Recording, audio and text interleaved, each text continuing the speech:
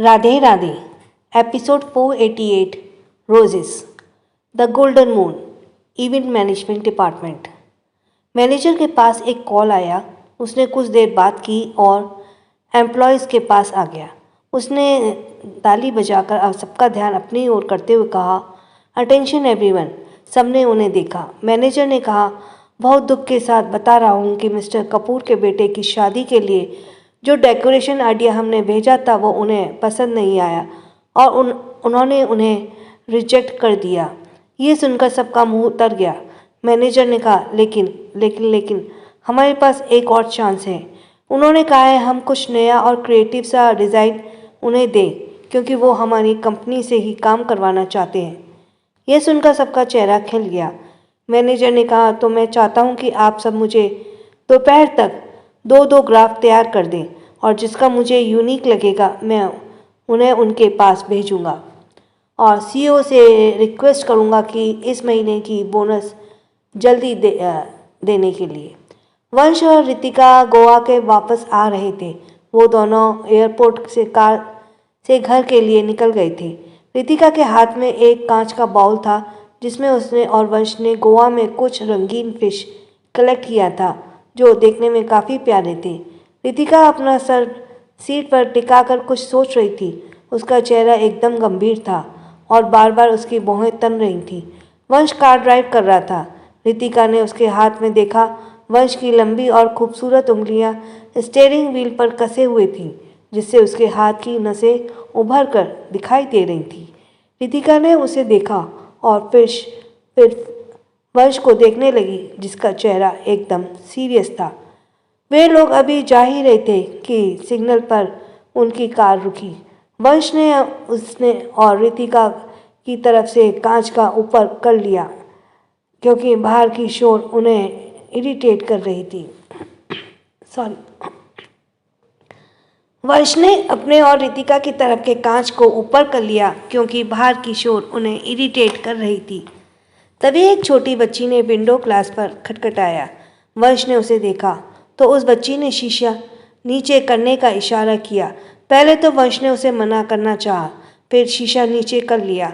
वो बच्ची अपने हाथ में रखे गुलाब के फूलों को वंश के दिखाते हुए बोली, भैया इसे ले लीजिए ना, सुबह से एक भी नहीं बिकी है। वंश ने देखा उसके साथ दो और बच्चे थे। उनमें से एक की आंखें एकदम उसकी आंखों की तरह थी, नीली, पर वो बहुत छोटा और बुरी हालत में था। वंश ने कुछ नहीं कहा और उसने वॉलेट से जितने भी कैश थे उन्हें निकालकर सबको उस बच्ची के हाथ में रखने ही जा रहा था कि उसने कुछ सोचा और पैसे वापस रख लिए और पर्स से एक कार्ड निकालकर उसे देते हुए धीरे से बोला, ये लो, इस जगह पर आना और कहना वीआर ने तुम्हें भेजा है। उस बच्ची ने कार्ड को उलट पुलट कर देखा और उसने कहा, ये क्या है भैया? वंश उसी तरह बोला, ये वो जगह है जहाँ जाने के बाद तुम्हें ये सब करने की ज़रूरत नहीं है। वो बच्ची उसे वापस करते बोली, नहीं मुझे नहीं जाना। माँ कहती है किसी अनजान से बात पर यकीन नहीं करना चाहिए। उस बच्ची के होशियारी पर वंश की आंखें छोटी करते हुए देखा और बोला, क्या तुम्हारा मन नहीं करता स्कूल जाने का? मन करता है, लेकिन उस बच्ची ने कहना चाहा तो वंश बोला, शायद तुम मेरी बात मानोगी तो कल से तुम भी उस बच्ची की तरह स्कूल जा सकती हो। ये कहते हुए उसने एक स्टूडेंट की तरफ इशारा किया। सच्ची?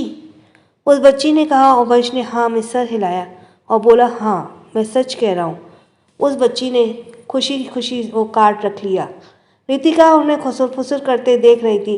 तभी किसी ने उसके गॉड के एक पेपर डाल दिया और आगे चला गया।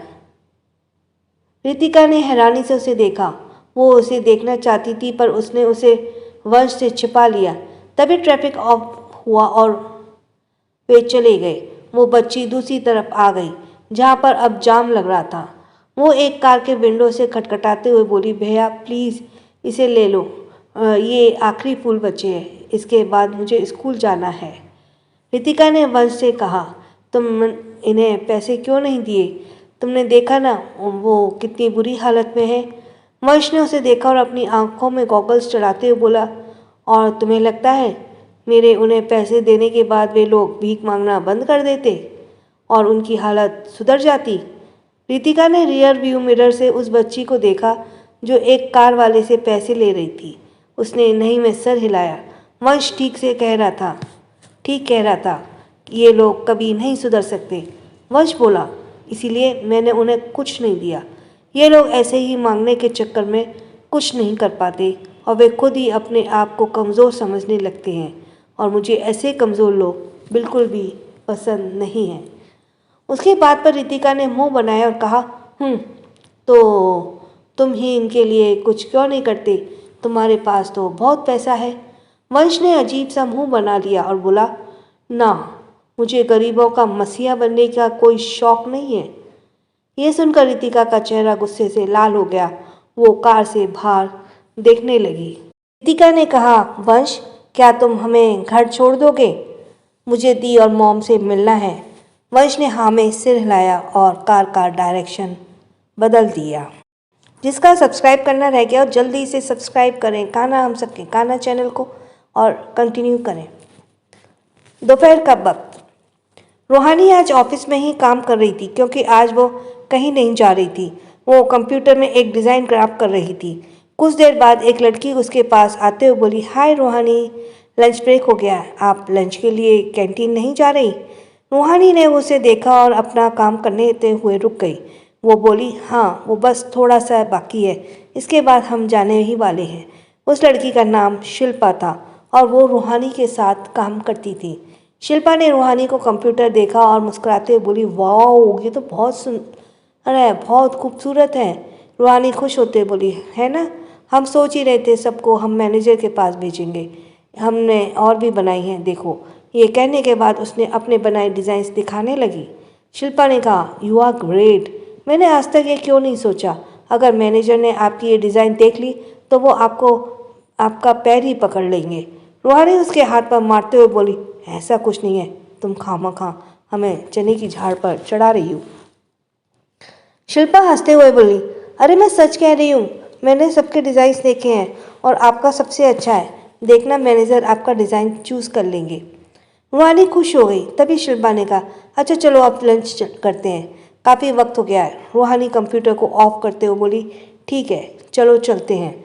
और वे दोनों बातें करते हुए चले गए, पर किसी ने भी नहीं देखा कि उसकी बातें दूर खड़ी हुई कोई और सुन रहा था। उसके जाने के बाद वो रूहानी के कंप्यूटर के पास आ गई। इधर रूहानी और शिल्पा कैंटीन में आ गए। वैसे तो हर रोज़ रूहानी मिस साहनी के साथ ही लेती थी, लेकिन आज वो अपनी टीम के साथ बाहर गई थी, इसलिए रूहानी अकेले हो गई थी। अभी वे दोनों लंच कर ही रहे थे कि रूहानी का फ़ोन बजने लगा। उसने देखा रोहित का फ़ोन है। उसने जल्दी से उठा लिया और बोली, हेलो रोहित। उसने शिल्पा को देखा जो उसे देख रही थी, क्योंकि आज से पहले कभी भी किसी के मुंह से उन लोगों ने रोहित का नाम नहीं सुना था। सामने से रोहित ने कहा, रूहानी मैम, क्या आपने लंच कर लिया? अगर नहीं किया तो प्लीज़ सीईओ के कैबिन में आ जाइए, सर आपके साथ लंच करना चाहते हैं। रूहानी ने ये सुना, उसके मन में वो लड्डू फूटने लगे। वो बोली, ओह ओके, हम अभी आते हैं। उसने फ़ोन रखा और शिल्पा से बोली, Shilpa, I am so sorry, हमें लगता है तुम्हें अकेले लंच करना होगा। हमें कुछ काम है, इसलिए हम तुम्हारे साथ लंच नहीं कर सकते। शिल्पा बोली, oh no need to say that, आप जाएं, मैं ठीक हूँ। रूहानी ने उसे थैंक्स कहा और वहाँ से चली गई। कुछ वक्त बाद वो बिल्डिंग के 64वें माले यानी 64 फ्लोर पर आ गई। वो पहली बार वहाँ आई थी क्योंकि रूहानी का फ्लोर 34 नंबर का था, इसलिए वो कभी भी आने की ज़रूरत ही नहीं पड़ी। उसने इधर उधर देखा। उसने दक्ष, रोहित बाहर ही उसके इंतज़ार कर रहे थे। रोहित उसके पास आते हुए बोला, रूहानी मैम, अच्छा हुआ आप आ गई। अब आप जल्दी से अंदर जाओ, सर आपका इंतज़ार कर रहे हैं। रूहानी ने हाँ में सिर हिलाया और जाने लगी, लेकिन वो रुक गई। वो रोहित से बोली, रोहित, क्या आपने लंच किया? रोहित अपने चेहरे पर झूठी हंसी लाते हुए बोला, हाँ, मैं अभी जा ही रहा था। अब आप अंदर जाओ, सर का ज़्यादा इंतज़ार करवाना ठीक नहीं है। रूहानी ने ओके कहा और चली गई। रोहित ने गहरी सांस ली। उसने जैसे ही कैबिन का दरवाज़ा खोला, एक उड़ती हुई चीज़ उसकी तरफ आई। रूहानी वक्त रहते हुए झुक गई और वो चीज़ दरवाजे से टकरा गई। उसी के साथ आयांश ने चिल्लाने की आवाज़ आई, मैंने कितनी बार कहा है, मुझे हर काम वक्त पर चाहिए, क्या मैंने नहीं कहा था मुझे लंच टाइम से पहले ये रिपोर्ट चाहिए? उसके इस तरह चिल्लाने से रूहानी सहम गई। उसने देखा आयांश उसकी तरफ पीट करके अपनी कुर्सी पर बैठा है और उसने सामने से दो लोग सर झुकाकर खड़े हैं। रूहानी उनके चेहरे पर डर के भाव साफ देख रही थी। रूहानी ने अपने मन में कहा, क्या रोहित ने नहीं कहा था आयांश जी हमारा इंतज़ार कर रहे हैं? तभी आयांश गुस्से से पलटा और अपने सामने खड़े लोगों पर चिल्लाते हुए बोला, आई स्वेर अगर मुझे ये रिपोर्ट अगले 1 घंटे में नहीं मिली तो मेरा सबसे बुरा साइड देखने के लिए तैयार रहना। रूहानी ने अजीब सा मुंह बनाया और खुद से बोली, ओह ये आदमी, क्या रोहित ने हमें उनकी डांट खाने के लिए बुलाया है? उसने आयांश का ध्यान अपनी तरफ खींचने के लिए अपना गला साफ किया। जिसने आयांश के साथ वे दो लोग भी उसे देखने लगे। आयांश ने उसकी आंखें छोटी करके उसे देखा और उन लोगों के जाने का इशारा किया। फाइनली उन लोगों ने राहत की सांस ली, क्योंकि अब तक वे लोग अपनी सांस रोककर खड़े थे। उन दोनों के जाने के हुए रूहानी को ऐसा लगा जैसे वो उन्हें इस राक्षस से बचाने के लिए देवी माँ बनकर आई है। वे दोनों चले गए। आयश उसी तरह बिना किसी भाव के बोला, तुम यहाँ क्या कर रही हो? क्या तुम नहीं जानती मेरे ऑफिस में किसी को भी बिना परमिशन के आना मना है? रूहानी ने अपना गला साफ किया और उसके पास आते हुए बोली, ओह हम यहाँ आपके साथ लंच करने के लिए थे। सुबह से हमने साथ में ब्रेकफास्ट नहीं किया था ना, इसीलिए। ये कहते हुए वो नर्वस हो गई, मुस्कुराई, क्योंकि आयांश उसे अभी भी घूर रहा था। रूहानी ने आज ऑफ वाइट कुर्ती और पैंट पहना था, जिसमें वो बहुत सिंपल लेकिन प्यारी लग रही थी। रूहानी उसके टेबल पर रखे सामान को देखने लगी। टेबल पर आयांश के काम आने वाली ज़रूरी सामान और कुछ फाइल्स थी। रूहानी ने पूरे ऑफिस को देखा। ऑफिस बहुत बड़ा और खूबसूरत था। वहाँ पर एक साइड दीवार पर अंश और सोना की बड़ी सी फोटो लगी थी, क्योंकि पहले ये ऑफिस अंश संभालता था। पर आयश ने उसे फ़ोटो को वहाँ से नहीं हटाया, क्योंकि उसे भी ये फ़ोटो वहाँ अच्छी लगती थी। उसके पास के छोटे से टेबल पर ही एक रोजेस का पूरा बंडल रखा था, जो दिखने में ताज़ा थे। उसने आंखें छोटी करके उसे देखा, क्योंकि उसने अब तक देखा था आयश को रोजेस पसंद नहीं थे। वो ऑफिस को देख ही रही थी कि तभी आयश ने उसे अपने पास बुलाते हुए कहा, इधर आओ। रूहानी ने कंफ्यूज होकर उसे देखा और उसके पास आ गई। तभी आयश ने उसका हाथ पकड़ लिया और उसे खींचकर अपनी गोद में बिठा लिया। रूहानी ने हैरानी से उसे देखने लगी। आयश अपना हाथ उसकी कमर पर लपेटते हुए बोला, सच बताओ, तुम यहाँ क्या कर रही हो? क्या रोहित ने तुम्हें बुलाया? रूहानी फिर हैरान हो गई। उसे कैसे पता कि रोहित ने उसे यहाँ बुलाया है? वो बोली, ओह नहीं, वो हम क्या क्यों बुलाएगा? वो तो हम थे जिसे आपके साथ लंच करना था। अगर आपको हमारे साथ लंच नहीं करना तो हम जा रहे हैं, छोड़िए हमें। ये कहने के बाद वो उसके हाथों में अपनी कमर से हटाता चाहा तो आयश ने अपनी कमर में हाथों को कस लिया। वो बोला, रियली? फिर लंच कहाँ है? मुझे तो लंच कहीं नज़र नहीं आ रहा है। रानी हकलाते हुए बोली, वो हम सच कह रहे हैं। और उसने बच्चों की तरह मुंह बना लिया, क्योंकि उसे लगा अभी कुछ देर पहले जिस तरह आयश उन पर गुस्सा कर रहा था, वैसे ही उसके ऊपर गुस्सा करेगा। आयश ने उसके परेशान चेहरे को देखा और उसे और परेशान करते हुए बोला, रियली? तो फिर दिखाओ मुझे लंच बॉक्स कहाँ है? क्या वो इनविजिबल है? रूहानी कुछ कहती उससे पहले किसी ने दरवाज़ा खटखटाया। आयश ने चिढ़ते हुए उस तरफ देखा और बोला, कौन है? रोहित बोला, सर आपका लंच तैयार है। आयश ने अजीब सा मुंह बनाकर रूहानी को देखा। अभी वो उसे और भी परेशान करने वाला था, लेकिन इस रोहित ने सब बिगाड़ दिया। रोहित उसके हाथों को हटाते हुए बोली, रूहानी उसके हाथों को हटाते हुए बोली, अब आप मान गए, हम सच कह रहे थे। और वो उठकर अपने कपड़े ठीक करने लगी। आयश ने अपना सर हिलाया। उसने रोहित को आने के लिए कहा और खुद आकर सोफे पर बैठ गया। रोहित खाना लेकर अंदर आया। उसने आयश के सामने ट्रे टेबल पर रखा और सीधा खड़ा हो गया। आयश उसे अजीब से मुंह बनाकर घूर रहा था। वो बोला, ओके सर, अब मैं चलता हूँ, आप दोनों लंच कीजिए। और वो जाने लगा तो रूहानी बोली, रोहित क्या तुमने लंच किया? रोहित ने नहीं में सिर हिलाया। रूहानी बोली, ग्रेट, तुम हमारे साथ लंच क्यों नहीं करते? ये सुनकर आयश ने घूरकर उसे देखा और रोहित ने भी आयश को देखा। वो समझ गया आयश के सामने वो और ज़्यादा देर नहीं रह सकता, नहीं तो वो उसे कच्चा निकल जाएगा। वो बोला, सॉरी मैम, मैं अभी कहीं बाहर जा रहा हूँ, इसलिए आपके साथ लंच नहीं कर सकता। आप दोनों लंच कीजिए, एंजॉय कीजिए, मैं चलता हूँ। और वो रूहानी की बात बिना सुने वहाँ से बाहर भाग गया। रूहानी ने अजीब सा मुंह बना लिया। वो अपना आईडी कार्ड निकालकर टेबल पर रखते हुए बोली, हम हाथ धोकर आते हैं। इधर वंश ने रितिका को लेकर उसके घर आ गया। रितिका ने घर पर डोरबेल बजाई तो उसकी मॉम ने दरवाज़ा खोला। रितिका उसे देखकर हैरान हो गई, क्योंकि वंश भी इस वक्त उसके साथ ही था, पर उसकी मॉम रितिका को देखकर खुश हो गई। उसने उसे गले लगाया और बोली, मेरा बच्चा आ गया ट्रिप से। तभी उसकी नज़र उसके पीछे खड़े वंश पर पड़ी और उसकी मुस्कान गायब हो गई। वो हैरानी से बोली, ये यहाँ क्यों है? सो प्लीज़ जल्दी जल्दी सब्सक्राइब कीजिए जिन्होंने सब्सक्राइब अभी ना किया हो। You are listening from Kanha हम सबके कान्हा चैनल। तो आप स्टोरी का मज़ा लीजिए, नॉवेल का, हम सब्सक्रिप्शन का। Next episode 489 makeover. रूहानी आयश के साथ बैठकर लंच कर रही थी। आयश अपने टैबलेट पर कुछ रिपोर्ट्स देख रहा था। रूहानी ने उसे ऐसे देखा और खाने को आयश फ़ोन में देखते हुए खाना खा रहा था। उसने कहा, आयश जी, मैं पुलाव बहुत टेस्टी है, ये ट्राई कीजिए। आयश ने उसी तरह से सर हिलाया।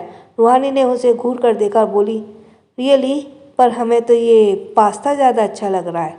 आयश ने कहा, हाँ वो भी ठीक है, और उसने खाना खाया। तभी उसे ध्यान आया कि वो क्या कह रही थी। वो टैबलेट से नज़र हटाकर उसे देखते हुए बोला, पर तुम ये सब क्यों पूछ रही हो? चुपचाप खाना खाओ। ये कहने के बाद उसने खाने को देखा, तब जाकर उसे रियलाइज़ हुआ यहाँ पर तो पास्ता और पुलाव है ही नहीं। वे लोग तो पनीर और मशरूम की सब्ज़ी खा रहे हैं। रूहानी ने घूरकर उसे देखा और उसके हाथ से टैबलेट को लेकर साइड से रखते हुए बोली, हम यही तो कह रहे हैं कि आप चुपचाप खाना खाएं। आपका ध्यान खाने में कम और इसमें ज़्यादा है। क्या आप हर रोज़ ऐसे ही करते हैं? आयश पहुँच चढ़ाते सिकुड़ते कर और उसे देखकर बोला, रूहानी, तुम्हें दिखाई नहीं दे रहा मैं काम कर रहा हूँ, मुझे टैब वापस दो। और उसने लेना चाहा तो रूहानी ने उसे अपने हाथ से रखा और बोली, ठीक है, आपको लंच भी करने की क्या ज़रूरत है? आप अपने काम में पेट भर लीजिए। क्यों नहीं भर लेते इसी काम से पेट?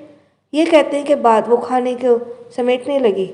आयुष ने उसे ऐसे करते देखा तो टैब को साइड से रखा और उसका हाथ पकड़ उसे रोकते हुए बोला, ठीक है, मैं नहीं करूँगा, चलो लंच करते हैं। रूहानी ने उसे देखा और बिना कुछ कहे बैठ गई। उसने कहा, क्या आप हर रोज़ यही करते हैं, खाने के वक्त पर काम? आयुष बोला, नहीं, मैं हमेशा ऐसा नहीं करता। जब मेरे कुछ ज़रूरी काम पेंडिंग पर होते हैं तो मुझे ये करना पड़ता है। रूहानी ने कहा, हाँ तो किसने कहा इतना काम करने के लिए? आप कंपनी के बॉस हैं, आपको इतना टेंशन लेने की क्या ज़रूरत है?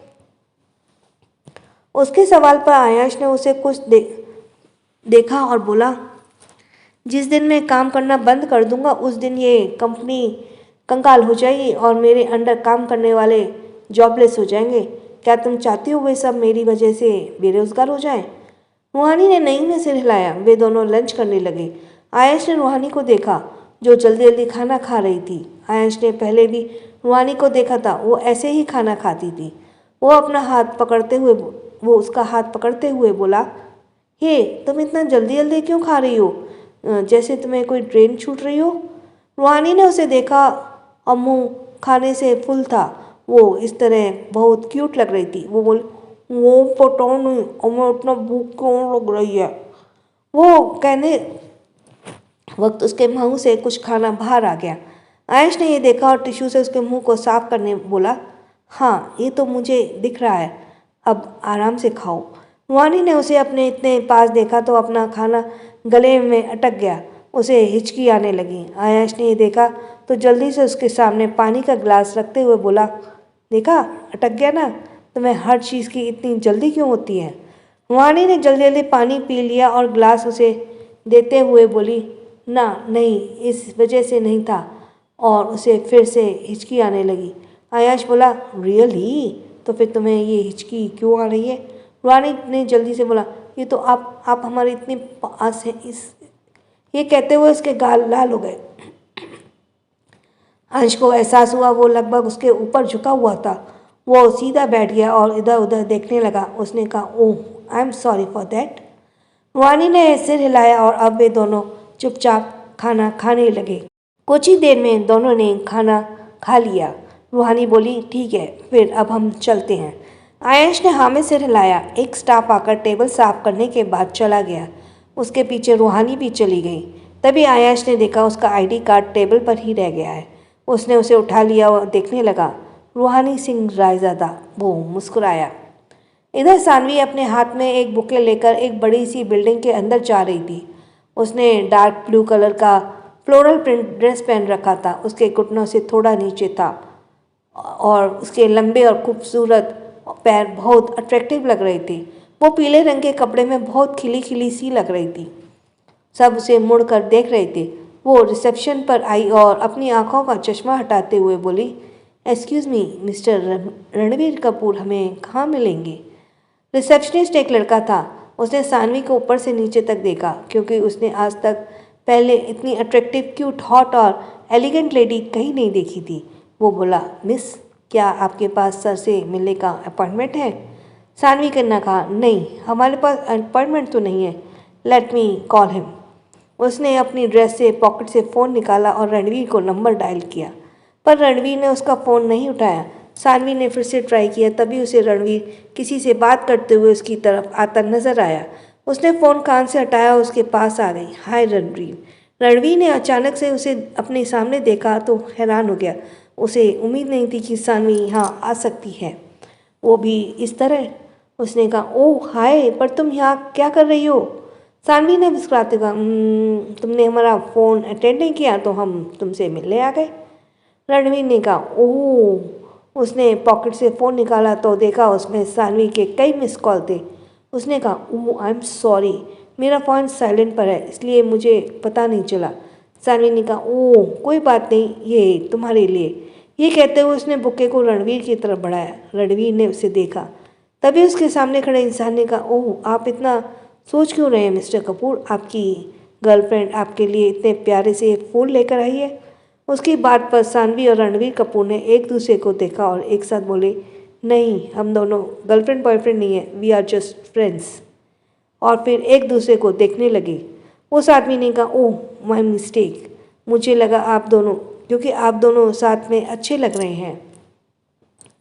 सानवी और रणवीर थोड़े ऑकवर्ड हो गए। उस आदमी ने अपना परिचय देते हुए कहा, वैसे मैं हूँ संजीव सिंह। अगर आप सिंगल हैं तो क्या एक बार मेरे बेटे से मिल सकती हैं? क्या है ना, मेरे बेटे के लिए दुल्हन ढूंढ रहा हूँ, क्या तुम मेरी बहू बनोगी? सानवी और रणवीर फिर से हैरान हो गए। सानवी ने मुस्कुराते हुए कहा, वेल, हम शादी तो करना चाहते हैं, लेकिन आपको पहले हमारे डैड से बात करनी होगी। संजीव ने खुश होते हुए कहा, हाँ हाँ, मैं उनसे भी बात कर लूँगा। वैसे तुम्हारे डैड कौन है? मैं आज ही उनसे बात करता हूँ। सानवी कुछ कहते हुए पहले रणवीर ने रूडली में कहा, मिस्टर अंश सिंह रायजादा। आपने उनका नाम तो सुना ही होगा, वो हैं इसके डैड, और आप शौक में जाकर उनसे बात कर सकते हैं। ये शौक से जाकर उनसे बात कर सकते हैं। ये सुनकर संजीव हैरान हो गया। रणवीर ने सानवी का हाथ पकड़ा और उसे खींचते हुए बाहर ले गया। सानवी उसके बाहर चेहरे को देखते हंस रही थी, क्योंकि रणवीर बहुत गुस्से में था। सब उन दोनों को जाते हुए हैरान से देख रहे थे। रणवीर ने बाहर आकर सानवी का हाथ छोड़ दिया और बोला, तुम्हें हंसी आ रही है? तुम इस सिचुएशन में ऐसे हंस कैसे सकती हो? सानवी ने अपने सीने पर हाथ रखा और अपनी हंसी रोकने की कोशिश करते हुए बोला, oh my God, look at your face, क्या तुम्हें जलन हो रही है? रणवीर ने अपने कमर पर हाथ रखा और दूसरी तरफ देखने लगा। हाँ, उसे अच्छा नहीं लगा था। संजीव सानवी से उसके रिश्ते के बारे में बात कर रहा था। सानवी चुप हुई और बोली, okay okay, I am sorry, अब हम नहीं हंसेंगे। रणवीर ने उसे अपनी आंखों के कोने से देखा। तब जाकर उसने नोटिस किया सानवी कितनी कमाल लग रही थी। वो मुस्कुराया। उसने उसका हाथ पकड़ा और बोला, चलो मेरे साथ। वे दोनों कार में बैठकर निकल गए। सानवी ने कहा, हम कहाँ जा रही हैं? रणवीर ड्राइव करते हुए बोला, तुम्हारे लिए शॉपिंग करने। शॉपिंग? पर हमें ज़रूरत नहीं है, हमारे पास सब कुछ है। रणवीर बोला, हाँ मैं जानता हूँ, पर मुझे तुम्हारा रेपुटेशन हम और ज़्यादा पसंद नहीं है। तुम्हें लिए स्टाइलिस्ट की ज़रूरत है, तुम्हें ये ढंग से कैरी करना नहीं आता। सानवी ने हैरानी से उसे देखा। उसने खुद को देखा और बोली, एक्सक्यूज़ मी, तुम हमें सेंसलेस कह रहे हो? क्या खराबी है इन कपड़ों में? अच्छे तो हैं। रणवीर ने कहा, शायद तुमने ठीक से सुना नहीं, मैं तुम्हारे कपड़ों को ख़राब नहीं करा, मैंने कहा तुम्हें नए स्टाइलिस्ट की ज़रूरत है। सानवी ने कहा, रियली? इस हिसाब से तो तुम्हें भी कपड़ों की कोई सेंस नहीं है। तुमने देखा है ना खुद को, तुम तो दादाजी लगते हो। हाँ, रणवीर ने कहा, क्योंकि मुझे ओल्ड जनरेशन पसंद है। सानवी ने मुंह बनाया। देर बाद एक मॉल के सामने आकर रुक गए। रणवीर कार से बाहर आया और सानवी को तरफ आकर उसके लिए दरवाज़ा खोला। सानवी मुंह फुलाकर बैठी थी। रणवीर ने कहा, अब तुम खुद बाहर आ रही हो या मैं तुम्हें बाहर लाऊं? सानवी ने नहीं में सिर हिलाया। वो इस तरह काफ़ी क्यूट लग रही थी। रणवीर ने गहरी सांस ली और बोला, लुक सानवी, मैं जानता हूँ इस गधे से ब्रेकअप के बाद तुमने खुद को स्ट्रॉन्ग बनाने की कोशिश की है, बट ट्रस्ट मी, तुम्हें देखकर कोई भी कह सकता है ये तुम्हारा रियल सेल्फ नहीं है। तुमने देखा है खुद को, ये तुम्हारे कपड़े, तुमने मेकअप, तुम ऐसी नहीं हो। तुम इन सब से एक स्पॉइल्ड ब्रेड से ज़्यादा कुछ नहीं लग रही, जिसे बस अपने डैड के नाम का शो ऑफ करना आता है। मैं ये कहता तो नहीं चाहता, लेकिन आरव का तुम का गुस्सा करना जायज़ है, क्योंकि कोई भी ये नहीं चाहेगा कि उसकी लवर इस तरह बिहेव करे। देखो, तुम एक प्रिंसेस हो। मैं जानता हूँ तुम्हारे डैड तुम्हें कुछ नहीं कहते, तुम एक इंडिपेंडेंट लड़की हो, लेकिन सच में तुम्हें खुद को स्ट्रॉन्ग दिखने या फिर किसी का इम्प्रेस करने के लिए ये सब करने की ज़रूरत नहीं है। ये सुनकर सानवी हैरान होकर उसे देखने लगी। उसकी नीली आंखों में कुछ चमक रहा था। रणवीर ने उसे ऐसे देखा तो अपना चेहरा दूसरी तरफ कर लिया। उसने गहरी सांस ली और कहा, ओके फाइन, मैं अब कुछ नहीं कह रहा, तुम मुझे ऐसे मत देखो, चलो मैं तुम्हें घर छोड़ देता हूँ। ये कहने के बाद वो डोर बंद करने को ही था कि सानवी कार से बाहर आते हुए बोली, ठीक है चलो चलते हैं। रणवीर ने यह सुना तो वह मुस्कुराया। कुछ देर बाद वो उसे एक बिल्डिंग में ले गया। वे दोनों एक शॉप पर आ गए। एक अटेंडेंट उन्हें देखकर उनके पास आ गई। रणवीर ने उसे सानवी से पूरा लुक समझाया। सानवी हैरानी से उसे देख रही थी। इतना तो कभी उसने भी खुद को ध्यान नहीं दिया, क्योंकि उसने इन चीज़ों को कभी फ़र्क ही नहीं पड़ा। उसने हैरानी से कहा, लगता है तुम्हें इन सब की काफ़ी एक्सपीरियंस है। रणवीर ने कहा, हाँ, क्योंकि मैं कई बार यहाँ मेरी दी के साथ आ चुका हूँ, अब जाओ यहाँ से। रणवीर ने के कहे मुताबिक अटेंडेंट सानवी को अंदर ले गई और उसका मेकओवर करने लगी। रणवीर ने सोफे पर बैठकर उसके बाहर आने का इंतज़ार करने लगा। टाइम पास के लिए उसने एक मैगज़ीन उठाई और उसे देखने लगा। कुछ तभी उसका फ़ोन बजने लगा। उसने देखा ये उसके भाई का फ़ोन है। उसने जल्दी से उसे अटेंड कर लिया। हाँ हर्ष, बोलो। हर्ष ने सामने से कहा, रणवीर, क्या तुम अभी घर आ सकते हो? मुझे कुछ डिस्कस करना है। रणवीर ने कहा, ओके, मैं कुछ देर में आता हूँ। वो फ़ोन कट करता उससे पहले उसकी नज़र अपने सामने से खड़ी सानवी पर पड़ी और वो बस उसे देखता ही रह गया। उसके मुंह से हैरानी से निकला, ब्यूटीफुल। सानवी ने पीच कलर का वन पीस फ्रॉक पहना था और उसके मेकअप के साथ वो सिंपल, एलिगेंट, स्टाइलिश, कॉन्फिडेंट और काफ़ी मैच्योर लग रही थी। रणवीर को यकीन नहीं हो रहा था ये सानवी जो उसके सामने थी वो वही थी जो हर वक्त बोल्ड बनने की कोशिश करती रहती थी। सानवी मुस्कुराते हुए उसके पास आई और उसकी आंखों के सामने हाथ हिलाते बोली, रणवीर, क्या खो गए कहीं? रणवीर होश में आया। वो हड़बड़ाते हुए बोला, कुछ नहीं, बस ऐसे ही, तुम काफ़ी अच्छी लग रही हो। ये कहते हुए उसका दिल तेजी से धड़कने लगा। सानवी ने अपना सर हिलाया। रणवीर अटेंडेंट से बोला, यहाँ पर जितने भी इनके साइज़ के कपड़े हैं वो सारे पैक करके रायज़ादा हवेली भेज देना। सानवी हैरान हो गई। नहीं, इसकी ज़रूरत नहीं है। पर रणवीर बोला, हाँ मैं जानता हूँ तुम्हें इसकी ज़रूरत नहीं है, मैं बस अपनी खुशी से ये कर रहा हूँ। सानवी ने हाँ में सिर हिलाया। रणवीर ने कहा, चलो तुम भी क्या याद रखोगी कि एक गरीब नेक राजकुमारी को शॉपिंग कराया। सानवी हंसने लगी। कुछ देर बाद वे निकल गए। इधर रितिका के ही मॉम ने जब वंश को अपने सामने देखा तो वो हैरान हो गई और रितिका को भी नहीं लग रहा था कि इस वक्त उसकी मॉम घर पर होंगी। वो कुछ कहती उससे पहले उसकी मॉम ने वंश की तरफ इशारा किया और बोली, ये यहाँ क्या कर रहा है? रितिका, ये खूनी यहाँ क्या कर रहा है? उसका कंट्रोल खुद से खो गया। रितिका उन्हें ऐसे देखकर परेशान हो गई। वो उसके पास आते हुए बोली, मम्मा आप गलत समझ रही हैं, ये वो नहीं है, प्लीज़ आप शांत हो जाइए।